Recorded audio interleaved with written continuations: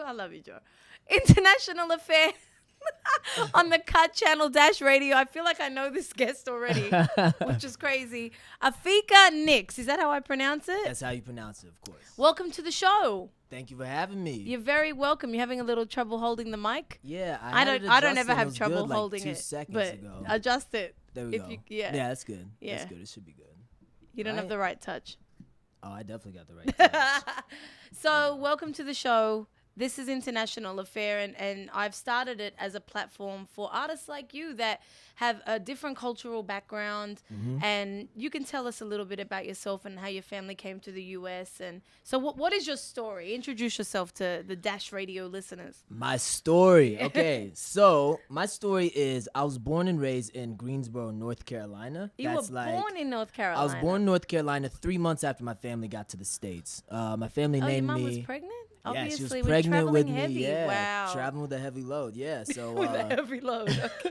so they came over here. They named me Afika. It means he has arrived because I was the firstborn son and the first American citizen of the family. I love and it. I was born and raised in North Carolina, like I said, and just moved up to New York about a year ago. But I've been doing music for a long time. I spent some time in London. I had a record deal in London for a little bit, then came back to the States, then in and out of school, signed my first publishing deal about a year ago with BMG Chrysalis and a smaller boutique publishing company run by a guy named Billy Mann. He's like a heavy hitter in the songwriting world.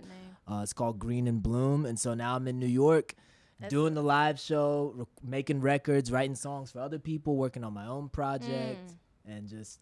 You know, being a child of immigrants is something, isn't it, man? Like, Totally. it really does instill something in you because you've seen the sacrifice firsthand. Totally. It's funny because, so, like, a bunch of people always ask me if I identify with, like, the Black American experience. And on the one hand, I wholeheartedly do because, like, I'm a Black man now living in America. Who grew up in the South. Who grew up in the South, nonetheless. At the same time, I'm more familiar with the immigrant experience just because when I go home, my mom's got an accent like, sweetheart, my sambe, like telling us to get out. And we're like speaking 2 languages in the house.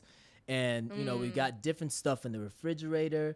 And every African parent wants their kids to be a doctor or a lawyer. So you get the best of both worlds. And on the flip side of that, you've also seen the prejudice and racism that the country has to offer too. So it's kind of, yeah. Totally, yeah. So going back to moving to New York, I want to get into the track C'est La Vie to introduce your music. Oh, yeah. The video is incredible. Thank you. It reminded me of that Kaiser video. Yo, do you know what's so funny about that? This is so funny. It better be. Go on. So... We literally just wanted to make our budget. We didn't have a lot of money. We're like, let's make a dope video. Let's get together a bunch of creative people together and make a dope video. So we got together. We made the video.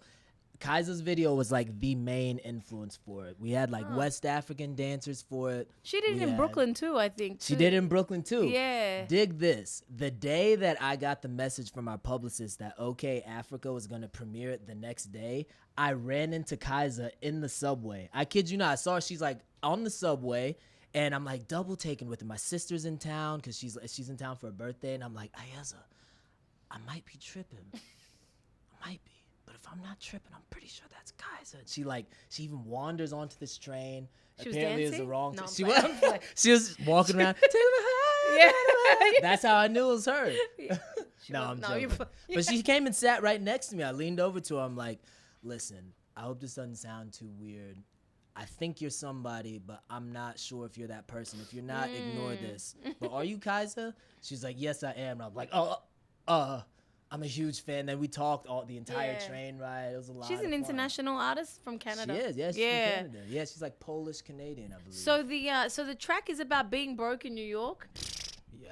Which, if you live in New York and you're a creative, you understand that struggle. All too Absolutely. Well. All too well. So that's what spurred, obviously, the inspiration for it. Just totally, yeah. moving from down south and following your dreams. Yeah, well, wanting to go out and go enjoy New York and take advantage of the fact that, you know, I'm young, I got energy, I got a healthy body.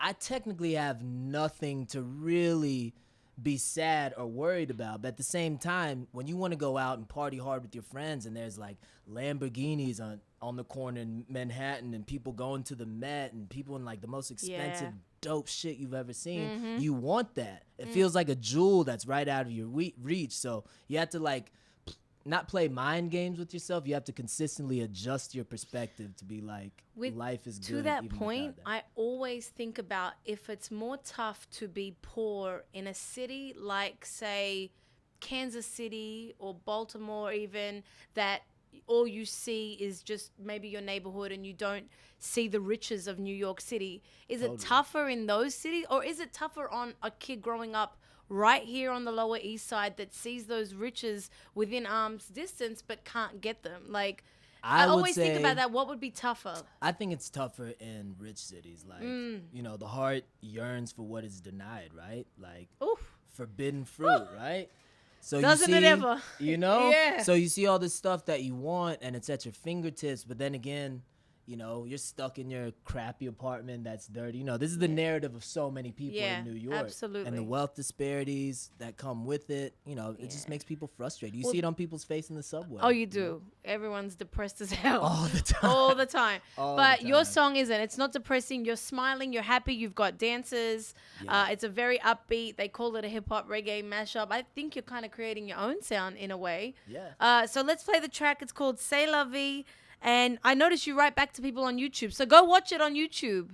Yeah, go check it out. I don't know if it's you, but I actually someone's read the replying comments. to, That's totally me. That's like 1000% me. There you I'm go. up For late now, at night. Yeah. You know, until I have a team who does that for me. Yeah. Okay, great. All right. C'est La Vie International Affair. We'll be back with Afika NX. International Affair on the Cut Channel Dash Radio. Simone Boss Lady Amelia here with Afika NX, who did his research on me apparently. I did. So, I studied. Yeah, I know. I was looking at tweets from like when you favorited a tweet from February. Was like, man. I wasn't Twitter stalking. It was just the first one that popped up on your favorites, and it worked. I favorited it. Yeah, so I clicked on your did favorites. That one, yeah, you favorited that tweet. And because it was about the show, and I said I want to make International Affair into like a documentary and go around the world and cover hip hop in different countries. So totally. Yes, that's one of my dreams. But I want to talk about you. Now your mantra is always clever, never cliche.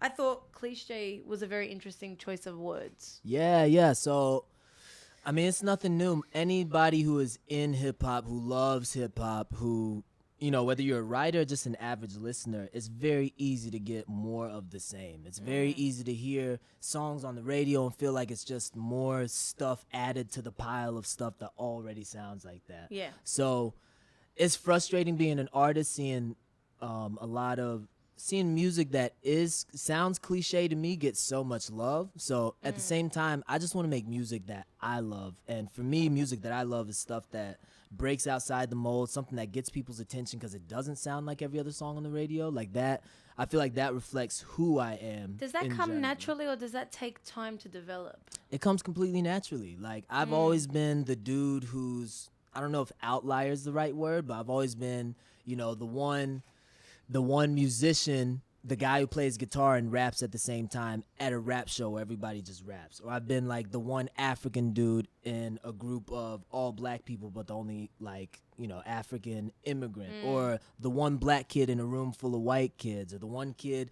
who talks like a Ninja Turtle when everybody else has like a North Carolina Southern accent. Like I've kind of built my home on the outside. So like Pharrell says on I like being other. Totally. Yeah. Totally. And other is cool to an extent, but man, until you get to the point of cool, it is frustrating and lonely. It's frustrating. Yeah. It's me, tough. Like you look at the world and you feel like there's not a place for you because you don't have anyone to look up to. No one to look up to. But at the same time, you know, what I have to force myself to do is to flip perspectives and say, you know, my spot is there because there's no one else sitting in that chair, you know? Yeah, that's why I started this show. Absolutely. Exactly. Now, let's talk about, so your parents are from South Africa. They are. And earlier this year, there were global headlines about anti-immigrant sentiment in South Africa. Yeah. And there was attacks, even people getting murdered that were not native-born South Africans. Yeah. What was your take on that situation?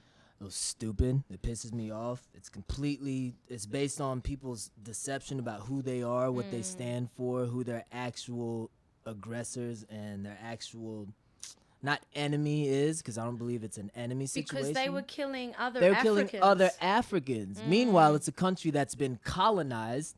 So why not, like, I'm not saying kill Europeans, of course not, but don't kill anybody, but at least have an informed perspective about who your actual oppressor and who's doing the killing in the first place. Yeah. Exactly. Well, a lot of politicians actually called for refugee camps at the time too, like as like a knee-jerk reaction, like let's just put them in refugee camps. And I instantly thought of, have you ever seen that movie Children of Men? That's scary. Yeah, I love that Clive movie. Owen. Yeah, and they predict so much that that's going to happen more in the future, and that's where my mind went like straight away, because no one expected that to happen in South Africa. Yeah. It's like Mandela died and everybody forgot everything he stood for. It's weird. It's really weird. I bet he'd be very disappointed if he was still alive. It's disappointing. Yeah. But I guess it's slowed down. Do you travel? Do your parents go back, or they don't like? No, so my father is actually in Swaziland. So he was born and raised in Swaziland. He went over there when I was 8 years old, and I've been back a couple of times to go see him. I went over in 2007 by myself. It was my first international trip, and then I went in 2004 again, and that time I went with I went in 2007, 2010, my mistake. And I went with my mom. It was the first time she'd been back since I was born. I went with my older sister, my niece and nephew, and my younger brother. It was dope. Yeah, so we're trying to plan another family trip for this December to go back. If you can fit it in with your burgeoning career. If I can fit it in with all that stuff, wouldn't it be great when you go back and perform there eventually? Oh my God, let's put that in the universe right now. Yeah, of course it'll happen. So I love that you are already, you only have maybe 4 to 5 tracks, I think, on your SoundCloud, but you're already using your music as a socio-political platform. So I want to play New Year's Revolution. Cool. Very heavy song, but it's infectious and upbeat. Was there a particular moment where you were like, I have to write this song? Yeah. It was right after they released the decision of the Eric Garner case, where police officers... Which is 1 year ago exactly now. 1 year ago exactly, yeah. Really? Yeah. It's been exactly a year. Yeah, and they just awarded his family $4.9 million, I believe. $5.9 million. But no one's been charged with anything, No one's been charged with anything. So no one's been held liable or accountable. But they obviously recognize that something wrong happened, because we'll give you millions, but we're not going to take anyone personally to task. As if there's a dollar amount on a life anyways. Right. It's weird, man. This world's weird. America's weird. Yeah. Yeah. But yeah, we had just gotten the news that the officers were acquitted of any wrongdoing. And so I was just pissed. I got in the studio with another guy who's with our publishing company named Ryan Lawford. And I was like, dude, he was like, what do you want to work on? And I was like, man, let's make some like new age 1960s revolution music. And he was like, I'm with it. So he just starts playing stuff, and I start playing guitar. And the original track that we made, you haven't heard, because we ended up taking that track, then remixed it with my main producer, Christian Metis. And that's the version that got released through Afro Punk, and the one that you're about to play right now. Oh, okay. Yeah. All right. But in the live show, I do the original version with just the guitar. Okay, love it. All right, this is New Year's Revolution. International Affair. We'll be back with Afika NX. International Affair on the Cut Channel Dash Radio here with Boss Lady and Afika NX. I want to lighten things up. We were just talking about some serious subject matter, so let's lighten things up. You were on my Twitter, but I was on yours too. And you were recently talking about things that you love. Yeah, okay. Some were very weird, and I think some were on the money, but let's go into it. You said you love waffles with syrup and peanut butter. Yeah. That is... Yo, so I'm going to tell you the story with this one. When I was a kid, my childhood best friend Thomas used to take me to the beach with him every single summer. It was dope. It was like my favorite time of the year. And one day, his older brother William... he told me about this peanut butter and waffle idea, and I thought he was crazy. And for 5 days straight, I was like, "No, William, I'm not trying it. I'm not trying it. That's disgusting." Then one day, he convinced me to try it, and it's like, don't knock it till you try it, Simone. Don't knock it till you try it. That's what they all told me.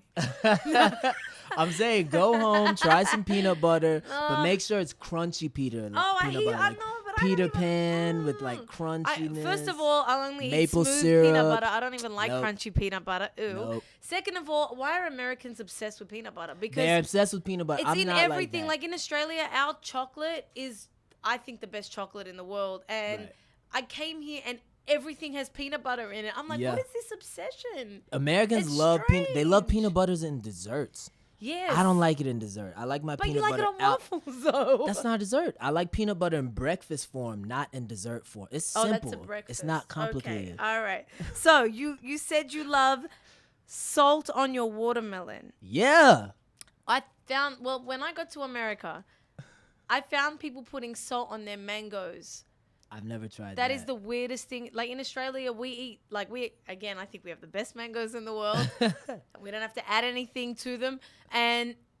But like in the, like I live in Harlem. So like on the corner, they'll have the little carts when they'll put hot sauce and salt on the mangoes. I'm On a like, mango? what? Yeah, you never heard of that? I've never I'm heard putting of you that onto one. something. No. Yeah. No. But you put salt on watermelon. That's What is weird. that about? Even the cameraman's like, what? Yeah. But what is, like, have you had watermelon with feta cheese? That's amazing. Yeah. No, I'm going to tell you what's amazing. Watermelon with feta cheese, balsamic reduction, Yeah. and a mint leaf.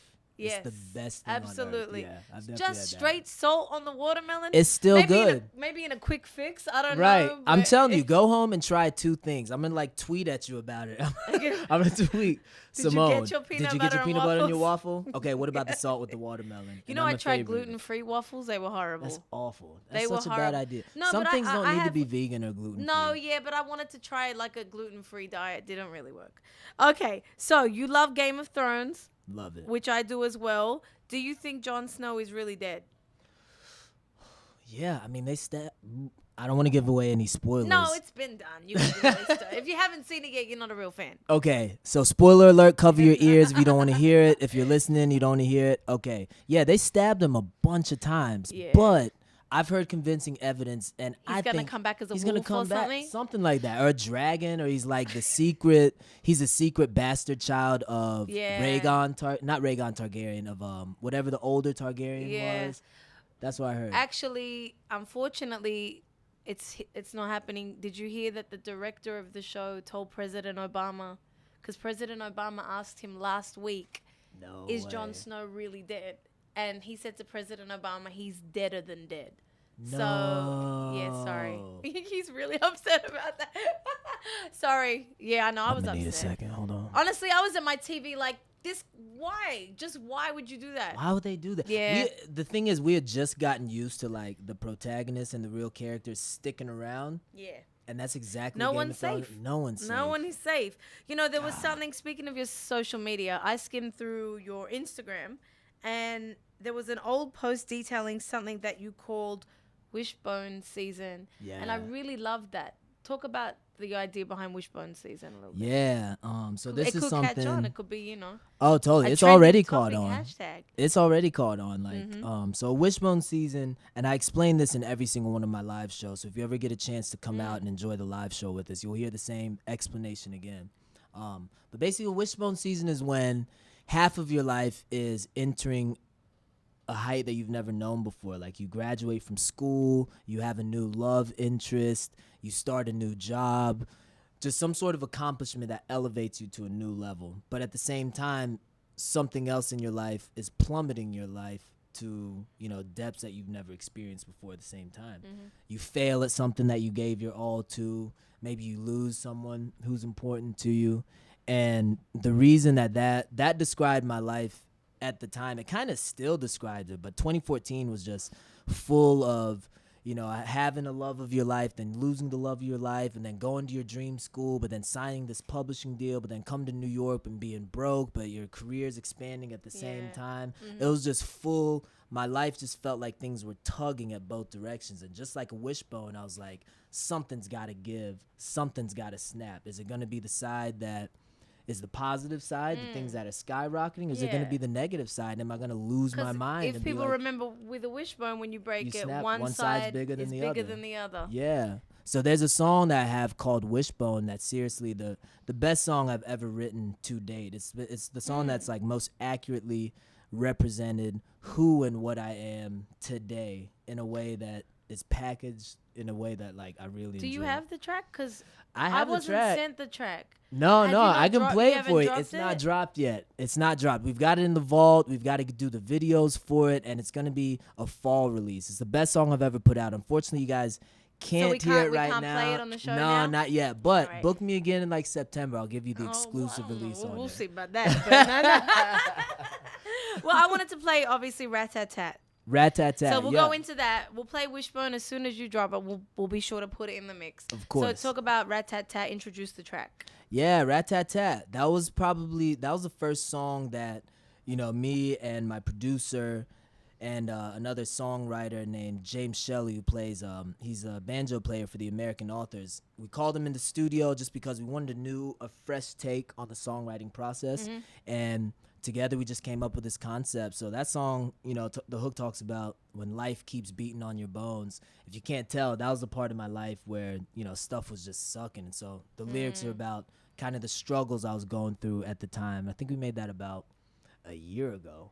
But I love it because it's got a reggae vibe to it. Yeah. And I love reggae. Love reggae. Yeah, your music is very reggae-centric. Totally. Yeah. Totally. It's not strictly reggae. Like, you're going to hear Because more growing up in the songs. South, were you exposed to it? Because, I mean, in New York, as you know, there's reggae clubs everywhere and on Yeah. the radio. In North Carolina. There's not a lot of reggae. I mean, there's a lot of reggae cover bands, Bob Marley cover bands, but there's not a lot of reggae. I mean, I had locks for 10 years of my life. Okay. And so people always assumed I was Jamaican in the South, but I just love But love now reggae. look at it. So many dudes in the South have locks now. So many, yeah. They're everywhere. They're everywhere, yeah. Yeah, that's Everyone loves them. interesting. Yeah. It's cool. All right, so let's play Rat-Tat-Tat. We'll be back for one more break with Afika. This is International Affair.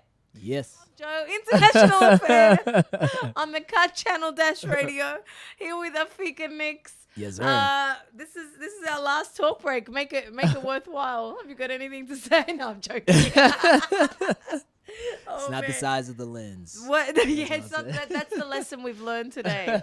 It's not the size of your lens. It's the way you shoot it. Oh, gross. That was good. What's coming up for you? Is the EP completed? The EP is, for the most part, complete. We're still recording, seeing if anything's kind of surpasses the tracks that we've got.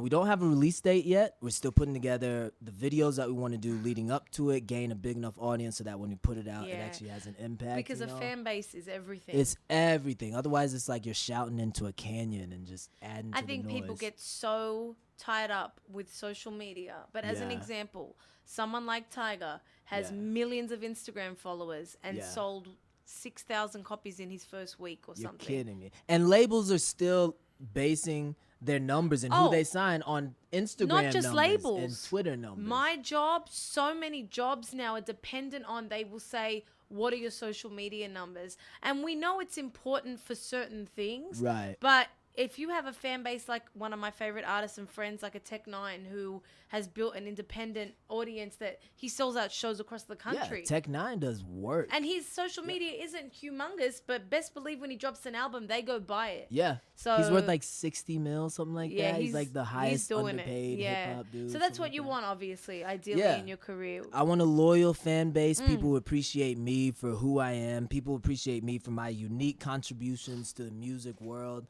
to where I don't have to pretend and I don't have to worry about how many Twitter followers I have. I mean, it's important, and I love social media. I love being able to interact directly with people. Because you're a chatterbox, that's why. Oh, 100%. Yeah. That's my cue to shut up. No. I'm kidding. So I think that the musical landscape, and I hope you agree with me, is more ready for a sound like yours now than ever before. I totally agree, and I'm like doing my best to put my honest intentions into the world. I mean, I saw your Twitter. You know how powerful music can be in like spreading a message, but also how important it is to be politically and socially aware. And I feel like so many kids are kind of hungry for some meat. I feel like music has been candy for so long. Yeah, we were talking about kids. Go ahead. Go We're talking about children, okay? Yeah. Go ahead. Yeah. This lady over here, Simone. Yeah, it's that's like the third dirty joke in like 30 I'm Australian. I can't help it. It But happens. Go It's ahead. all good. Yeah. But yeah, no. So Yeah. I want my music to be. I don't know if it was Ninth Wonder or who it was, but somebody used the word edutaining, where they said it was educational, was but also KRS-One. entertaining. Is that what it was? Yeah. I just want my music to be powerful, but in a pretty package. I want it to sound good, but when you really dig into it, it carries some meaning to it. Yeah, because back in the day, we would be on the dance floor rapping to some lyrics with some gravity to them. Yeah. 1,000%. Not only that, South Africa's only representative right now is D. Antwoord. Of course, there's lots of South African hip hop artists, but I'm trying to be that guy. That guy who's the crossover dude who sounds like Kanye meets Andre 3000 meets Bob Marley, but he's got his South African flair to him. And I want to be the representative for my country because, I don't know, D. Antwoord, I just want to take their spot. That's all I'm saying. So I'm just putting my intentions in the universe and working hard in the meantime, you know? Yeah. And I mean, you can be born in America and still represent, I think, that's your heritage. That's your culture. 1,000%. So, yeah. And it's just what I want my art to sound like. Yeah. That's it. So your social media, let everybody know where to follow you, how to follow you. Yeah, so I am on twitter.com/Afika NX, AFIKANX. I'm also on Instagram, same thing, Afika NX, AFIKANX. I'm on Facebook.com/Afika NX, AFIKANX. YouTube. He's also where you meet MiddleEasternGirls.com. Yeah. /Afika NX, AFIKANX. You got good taste. You've got good taste. What can we say? Yep, all the way. Trying to tell you. I have so many jokes about that. We could go for about a long time. what? About Middle Eastern girls. Dating an jihadis, Arab girl? she said. She said jihadis. That's hilarious. That is hilarious. But yeah, we got some cool stuff in the works. We've got a show in New York that's on August 5th. I've got a guy named Kwesi K and Mickey Blue opening up for me. It's going to be at Pianos on August 5th. And then that Saturday afterward on August 8th, I'm doing a show with a group called Ghana Elite Entertainment. They asked me to jump on the bill with a chick who just hopped off of Broadway named Angela Wildflower, another really cool dude named Chris Akinyemi. And we're together with the Ghana Elite guys, we're kind of starting a collective of activists, artists, and entrepreneurs. Nice, like a new Native Tongues almost. A new Native Tongues, a new Harlem Renaissance sort of thing. Something that's about engaging with our community, but it's also about just being and being dope. cool. And being cool. Exactly, because that's the thing. Intelligence is a gift, and it's cool to It's be cool, smart. yeah. That's what we have to remind the young people out there. Exactly. So, thank you so much. Thank you. You're Thank you for very having me. welcome, and I'm sure you'll be back closer to the EP release. You're looking at me like you are a trip. Afika NX, make sure you support him. Check out C'est La Vie. The video is out right now. He writes back on YouTube. I do. Don't I do be all mean that stuff. or he'll shut you down. That's not all the way true. We'll be back. DJ Leon Smith. Let's go.